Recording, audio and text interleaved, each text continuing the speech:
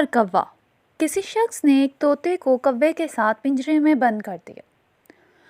طوطا گھبرا گیا۔ وہ نفرت سے بار بار کہتا، الہی یہ کیسی کالی کلوٹی بھدی شکل اور بھونڈی صورت اور سراپا نفرت مورت ہے۔ یہ تو طوطے کا حال تھا، مگر عجیب بات یہ ہے کہ کوا بھی طوطے کی ہم نشینی سے سخت تنگ آیا ہوا تھا۔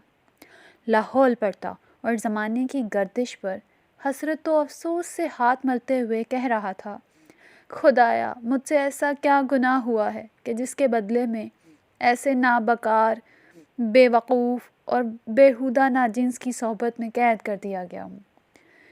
میرے لیے مناسب حال تو یہ تھا کہ کسی چمن کی دیوار یا محل کی منڈیر پر اپنے ہم جنسوں کے ساتھ سیر کرتا پھرتا۔